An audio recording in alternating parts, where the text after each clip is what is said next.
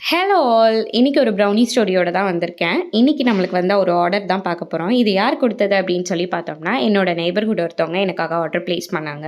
But ஆனா அவங்க ஒரு கண்டிஷன் குடுத்திருந்தாங்க. என்ன கண்டிஷன் அப்படின்னு சொல்லி பார்த்தோம்னா, நான் என் பையனுக்கு இதுவரையும் கேக்ஸ் இதெல்லாம் நான் அலோவ் பண்ணதே கிடையாதும்மா. இந்த வாட்டி தான் குடுக்குறேன்.